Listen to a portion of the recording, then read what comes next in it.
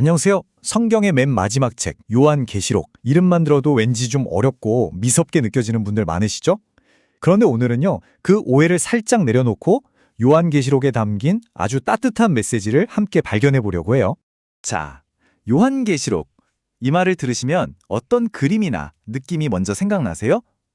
혹시 세상의 마지막, 무서운 심판, 아니면 도무지 알 수 없는 비밀 같은 것들이 떠오르셨나요? 괜찮아요. 대부분 그렇게 생각하시거든요.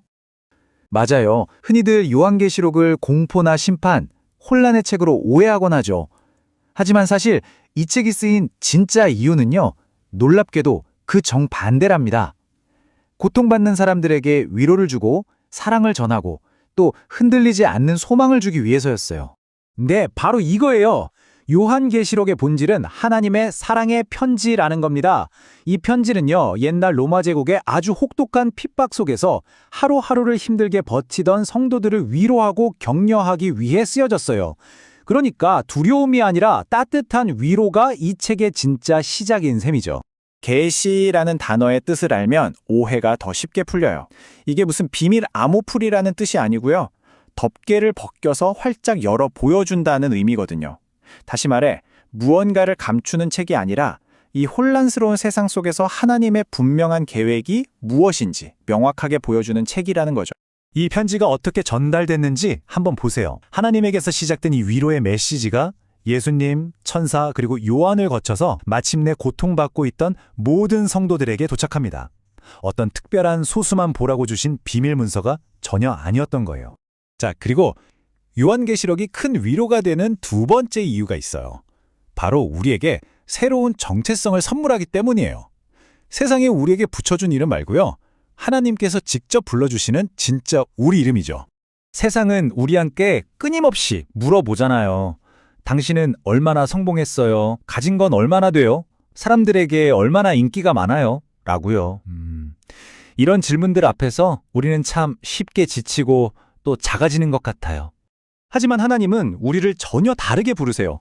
바로 거룩한 나라, 왕 같은 제사장이라고요. 정말 존귀하고 귀한 존재라는 뜻이죠. 우리의 진짜 가치는 세상이 매기는 점수에 있는 게 아니라 바로 이 하나님의 약속 안에 있는 겁니다. 그리고 마지막으로 요한계시록은 우리에게 절대로 흔들리지 않는 소망을 줍니다.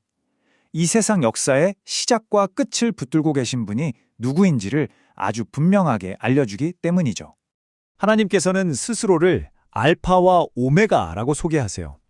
모든 것의 처음과 끝이라는 의미죠. 이건 무슨 뜻일까요? 이 세상의 그 어떤 혼란이나 거대한 힘도 결국에는 하나님의 손안에 있다는 아주 강력한 보증수표 같은 거예요. 그래서 우리는 확신할 수 있는 거예요. 지금 당장 내 눈앞의 현실이 좀 답답하고 절망스러워 보일지라도 이 세상 역사의 큰 흐름은 이미 하나님의 승리로 결정되어 있다는 사실을요. 이것이야말로 요한계시록이 우리에게 주는 가장 크고 든든한 소망입니다. 자, 그럼 오늘 이야기 한번 정리해 볼까요? 요한계시록은 더 이상 두려운 책이 아니에요. 첫째, 우리를 향한 하나님의 따뜻한 사랑의 편지이고요. 둘째, 우리에게 존귀한 정체성을 일깨워 주고요. 그리고 셋째, 이미 승리가 확정된 소망을 선물하는 책입니다.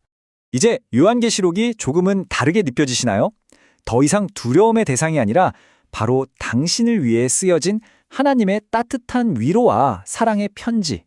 오늘 그 편지를 한번 조심스럽게 열어보시는 건 어떨까요?